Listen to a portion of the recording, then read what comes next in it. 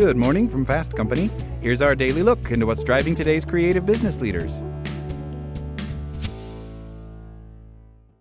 I like to say that I spend most of my life negotiating, and if you consider your own work and life, you just might feel the same. My career has been full of back and forth. I sat across tables negotiating agreements for Christie's for over 2 decades as Global Managing Director of Strategic Partnerships. I stand on stages around the world as a charity auctioneer negotiating prices up to maximum fundraising, and I founded a talent agency that requires me to negotiate pay and conditions on behalf of my clients. To top it off, I'm a mom of 3 kids. Over the years, I have listened to many people unknowingly sink their own negotiations with a mistake as simple as using the wrong language, revealing their inexperience and lack of confidence in one sentence. Here are 3 phrases you should avoid if you want to come out on top in your negotiations every single time. Number 1, is it okay if I ask for? One of the most important things to remember in any negotiation is to project confidence from the minute the conversation begins.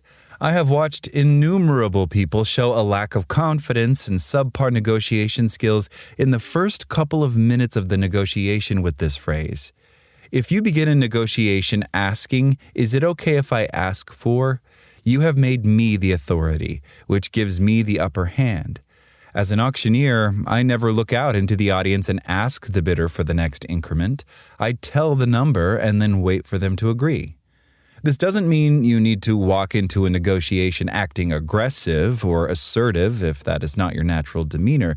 In fact, it is better if you act naturally when you walk into the room so that the person sitting across from you feels comfortable and relaxed. Body language is a telltale sign that you are in control of the situation. If you are the type of person who likes to over-explain or ask permission, practice the negotiation with friends and family before you walk in the room and get comfortable sitting in silence. Remember, in a negotiation, confident silence will always be your biggest asset. The person who speaks and asks too much will usually come out with less than they wanted.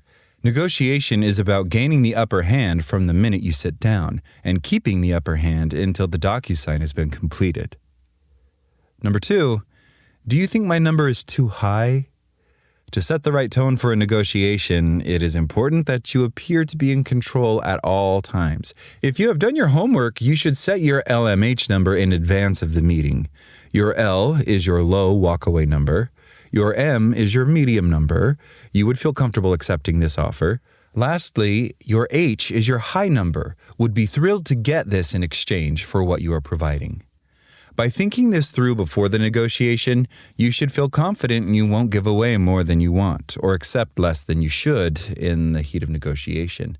Even better, this means you don't need to ask the question of the person across the table because you already know what you will accept for the service or product you provide. If they want it, fantastic. If not, you already know what it will take for you to walk away. Also note that a shrewd negotiator will go into a negotiation expecting that a higher number will be stated to start the negotiation. Good negotiators expect the person across the table to be good at negotiating until proven otherwise. If you don't feel like a confident negotiator, asking if your number is too high will only show them you don't feel confident that what you are asking for is worth the number you have put out there.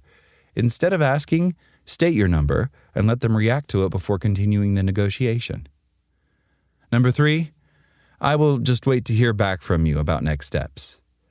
When I stand on stage at an auction watching 2 bidders battle it out to win the item, the minute I slam down the gavel and read out the paddle number, I recommend the winning bidder's credit card number be charged as soon as possible. I learned a long time ago that buyer's remorse is real, and things that are purchased in the heat of an auction battle might not be as appealing outside of a crowded room of people cheering on the bidders. I have seen the same thing happen in a negotiation. A negotiation is not done until the contract is signed. So make sure to take the initiative to follow up immediately and ensure everything you discussed is ready to be finalized as soon as possible. The sooner you finalize the deal, the sooner you can get to your next successful negotiation. That's all today from Fast Company. Talk to you tomorrow.